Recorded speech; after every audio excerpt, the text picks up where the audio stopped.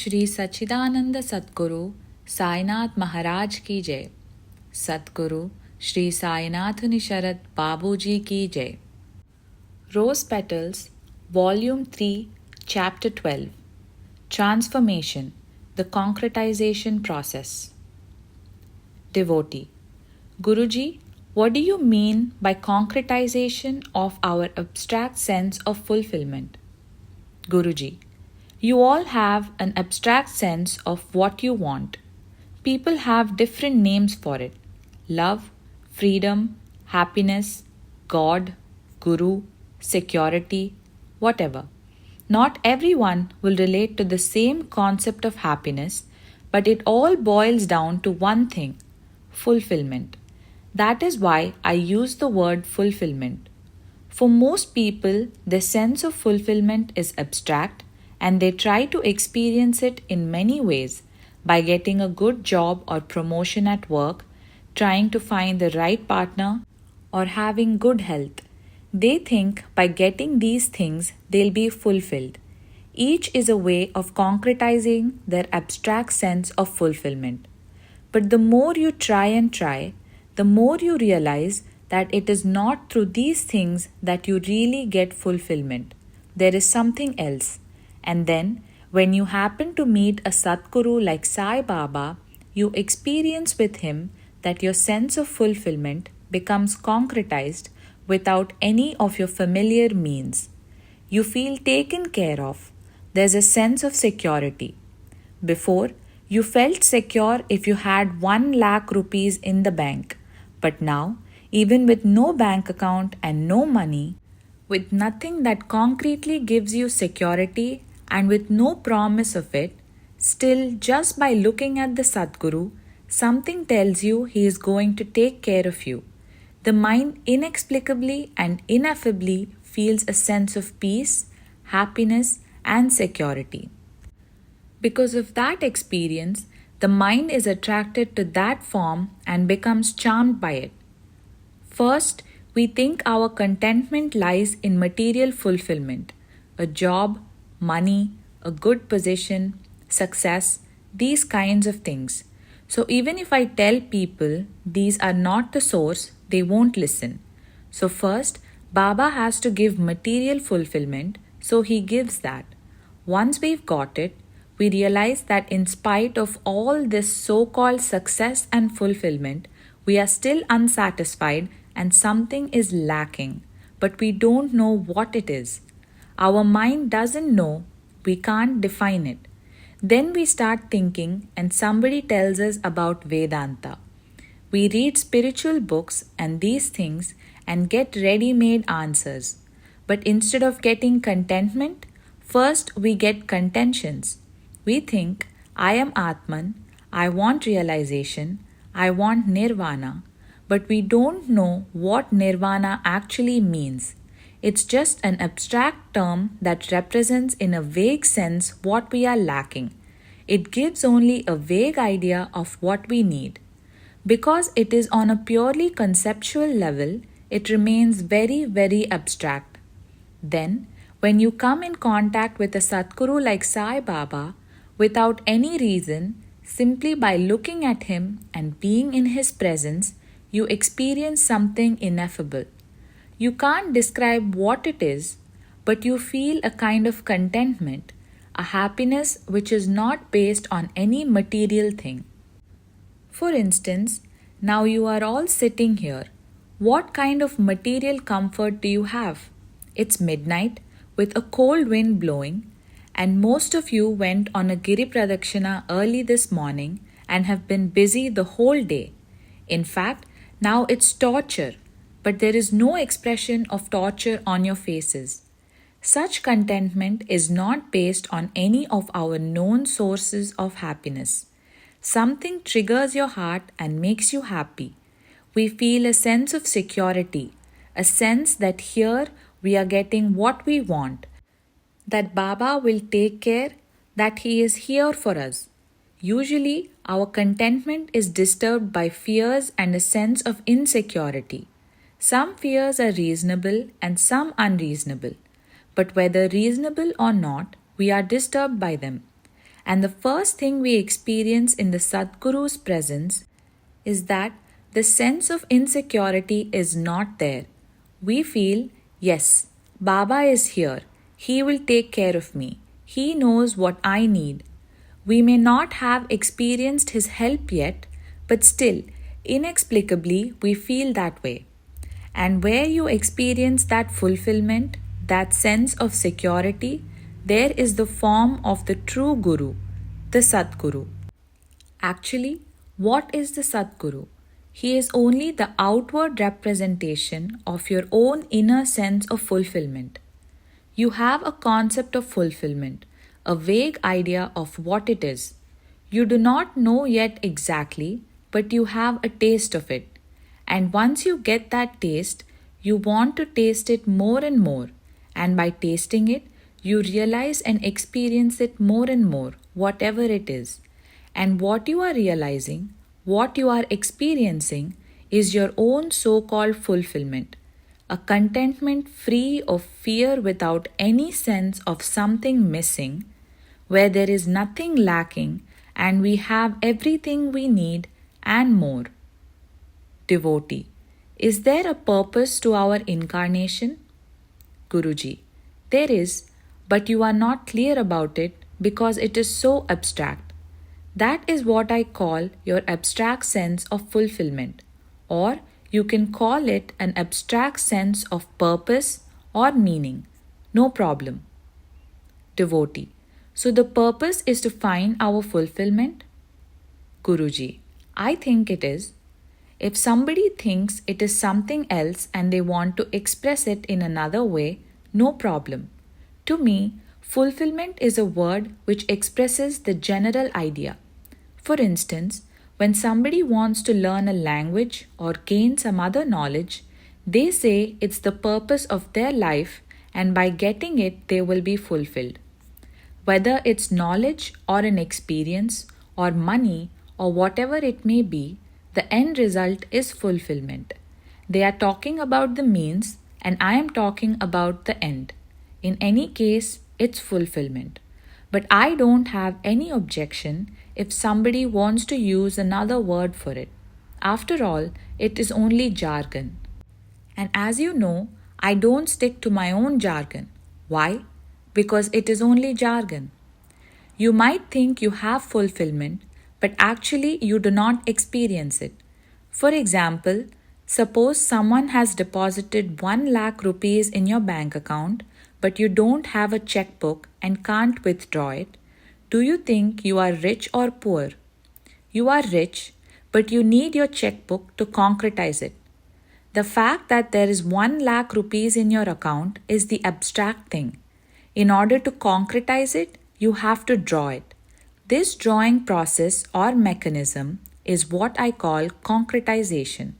Some people may say, you already have that Ananda. You are already that. Yes, okay, that is what I am saying too. It is your own abstract sense of fulfillment. The whole problem is it is abstract, and our whole life is a process of trying to concretize what's abstract in us. It is true that you are not getting anything new from outside. Something is already there inside you, but you do not know what its nature is, so you can't enjoy it. And the very fact that you have it and can't enjoy it makes it more painful. The frustration is even worse. So, if we understand this mechanism of abstract and concrete, then almost all the questions are answered. How you relate to yourself, to your life, to your so called worldly and spiritual life, the need for a Sadguru, and what happens on the path, everything becomes clear. Then, what you do becomes meaningful, and at least you can check yourself and verify, am I going on the right path? Are all the things I'm doing really concretizing my abstract sense of fulfillment or not? Devotee. Guruji, do we all have our own concepts of happiness? Guruji. Yes, they are what I call your abstract sense of fulfillment. and everything we do is always connected to our abstract sense of fulfillment. We are trying, everybody is trying to concretize it, each in their own way through money, politics, relationships, house, property, business, everything. What are all these things? They are only our own ways of trying to concretize our ideas of happiness. And this, the path of Sai, is also one way to concretize it. People who have tasted a little bit of this happiness, not fully, but just tasted the fringes of it or had glimpses of it, they feel, oh, this is so beautiful, so wonderful. Let's try to concretize it further.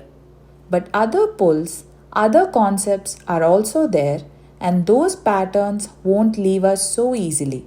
They put limitations on our attempts to achieve happiness.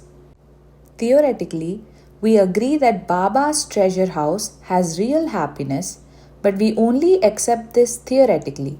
We don't really accept it. We think Baba says it's in his treasury, but I don't think so. There are other things which also give us happiness, so let's try to get this from Baba, but meanwhile, let's get what we can from the world too. We should have a balanced life. Baba is good, the world is good, relationships are good, business is good, money is good. Each thing is giving you 5%, 10% happiness, and altogether they give you 60% happiness. Good. That is how man lives. Devotee. What about the remaining 40%? Where is that? Guruji. It's unrealized. We can't get it. That remaining 40% is the something missing that drives us to ask ourselves how to get full happiness, 100% happiness. Then we come to a Sadguru where we get a glimpse of that without depending on any other means. We can get 100% happiness. Because all the other means have an inherent dependency in them, but here that dependency is less. Without any reason, without doing anything, without any obvious practice, our mind is happy, calm, composed, satisfied. Inside, there is full satisfaction. Where is it coming from? It is something unfamiliar. Then we start from there, where we have the possibility of getting 100%. Why we can't get that 100% is because each of our other pulls exercises a contrary effect on our getting it. For instance, suppose somebody wants to do business, but he also wants a family, a relationship, all these things. He wants to have more and earn more, but his wife will object, why are you always going away on business? Spend more time at home. So there is a clash. How can he balance it? He can't get 100% happiness in the family because if he stays at home, he can't make money. But if he only wants money, he loses the family. What then? So he tries to balance it. Balance means compromise. 40% here, 60% there, or 60-40. Like this, percentages will come. Like that, there are hundreds of pulls in us. I am only giving some examples. There are hundreds of pulls in the mind and body, and they pull us in different directions. Finally, one finds where there is only one pull that is not dependent upon any other and which can give us 100% happiness. Then we start from there. Devotee. Start from where? Guruji. With the Sadguru. Baba himself experienced this. That is why he says his treasury can give 100%. But we don't see that. Are you saying so? We ask. And then out of respect we say, okay, I accept it. If Baba said so, it means it's okay. But really, we don't accept it. What usually happens is that when we have a desire for something, whether it be home, children, or whatever, What we want is not the object itself, but the happiness that comes from the object. That is its abstract sense in you. And when you try to catch hold of it, what you are doing is trying to materialize it. If you apply this to spiritual matters, it becomes even more subtle and complex. For example, start with this: I want a cup of coffee.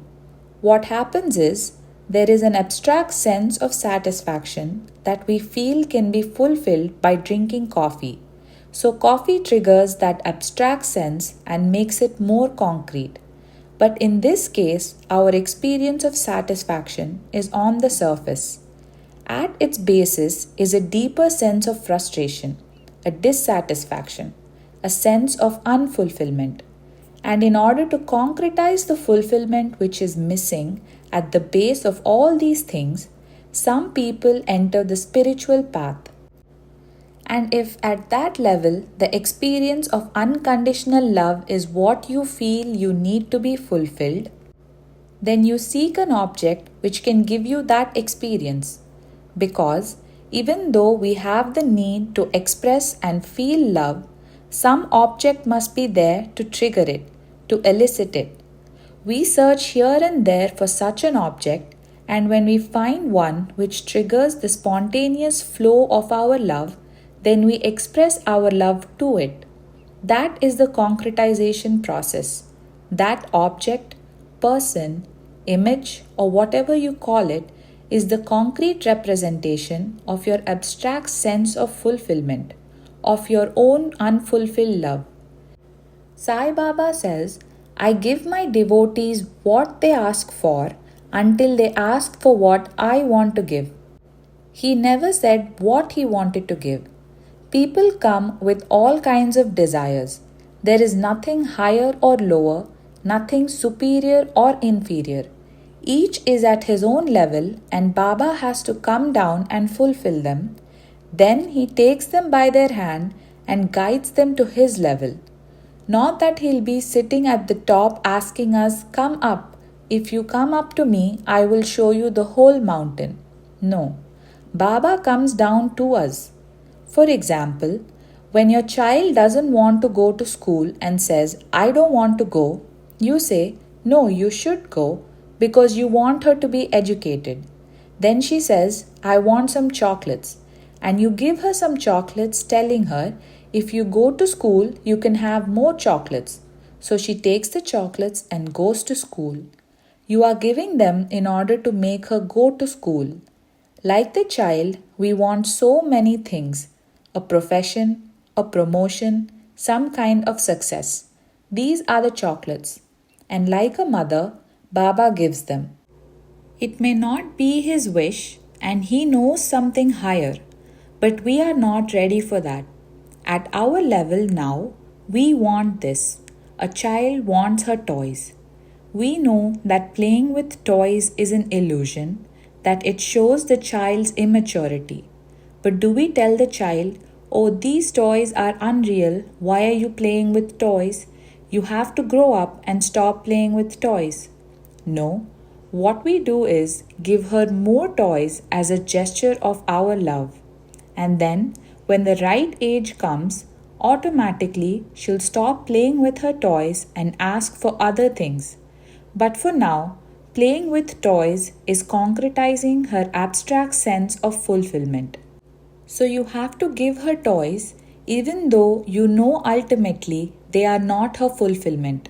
And the one who caters to all the needs of people and tries to answer and fulfill them, each at their own level, he is a Satguru. Devotee. Guruji, before coming to India, my devotion was to God with no form. But since coming here, my devotion has taken a form. Guruji. As long as you are in a form, the abstract also has to take a form to be concrete, to be experienced. We think we express our devotion to a form, but actually we are expressing it through a form. Take the example of a window I gave you the other day. The sky is formless, without attributes, but when you look at it through a window, It appears in the shape of the window. When you are within the four walls of the different conditionings of your personality and are not able to see the so called formless God outside, then you need a window to see the sky. But when you look at the sky through a window, are you looking at the window or the sky? We think we are looking at the window, but in fact we are looking through the window to the sky. And the Sadguru's form is like the window.